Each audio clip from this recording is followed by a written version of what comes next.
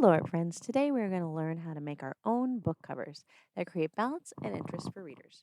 You will need the following supplies: a white pocket portfolio, a number 2 pencil, and some colored pencils. Most of you may be writing book reports or opinion writing essays about books that you have read. In this lesson, we will create a portfolio to serve as a fancy storage case for these writings, and the cover art theme will focus on books that you're writing about.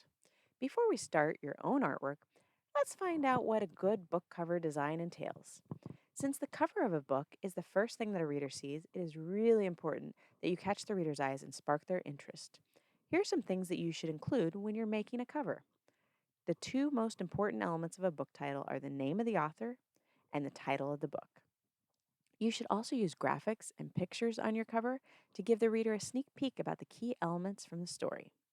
Some you might want to include are the main and secondary characters, the story's setting, and some images that give the reader clues about the main theme or events of the story. Now, you don't want to give the whole plot away, but you do want to give the reader a little visual teaser that will get them interested enough to open the book and read it. For this lesson, I'm going to use Alice in Wonderland as our example book cover.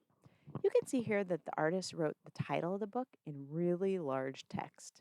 This is one way that the artist was able to focus the reader's eye to give the most important piece of information on the cover, which is the title. Since it's a fairy tale, they chose a whimsical and fun style font. This helps to set the creative tone for the story. They also chose to center the title so that they could catch the reader's eye and easily tell the reader the name of the book. Down at the bottom, you'll see that the artist shows the author's name.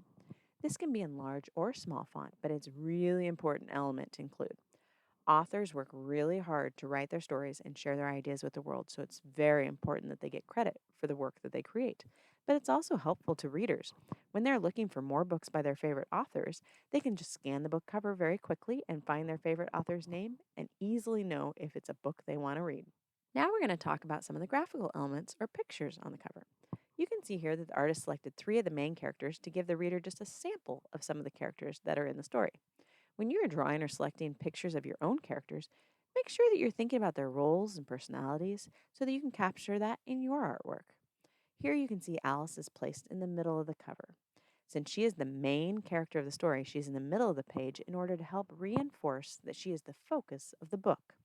If we look over to the side at the Cheshire Cat, you see that he has that big old grin. In the story, his smile is often the first and last thing that shows up when he appears and disappears. So the artist made sure to emphasize that as a feature in this character. At the top of the cover, you will see the Queen of Hearts. Now, the artist put her at the top of the page as a symbol to show how much power she has over the people of Wonderland.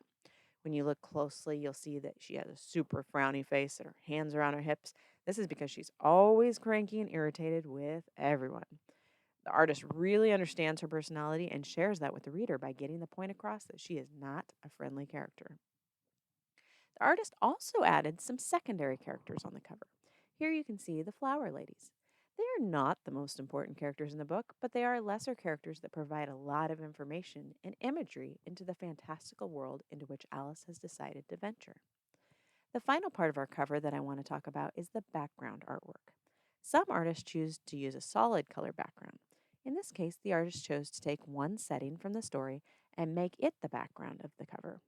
In Alice in Wonderland, there are many, many settings, so this is just one example of a background that the artist could have chosen.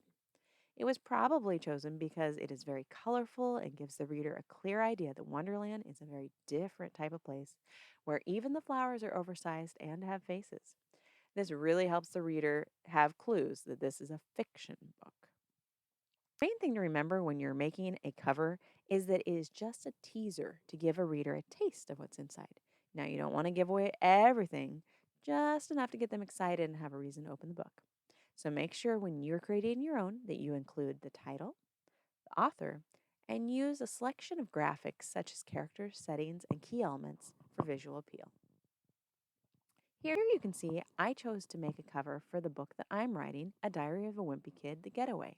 And I am writing a review. So in the upper left-hand corner, you can see that I added the words a review of to the title.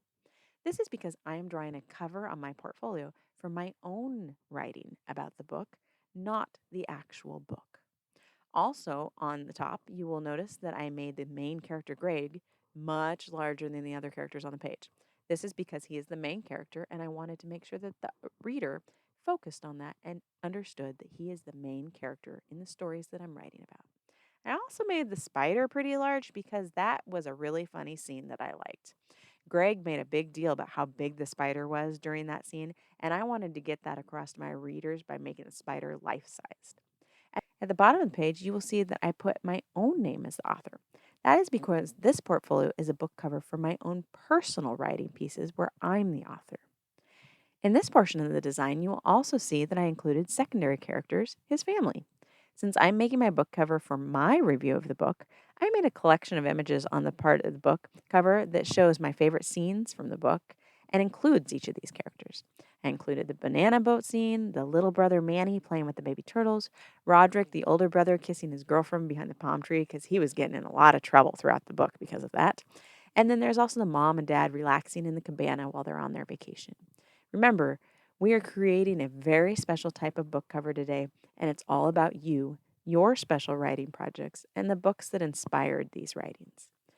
When you are all finished, you will have a nicely balanced book cover, and inside will be a beautiful artsy space where you can store and preserve your personal book reviews and writings for years to come. Thank you for creating art with me today, and I look forward to making art with you again very soon.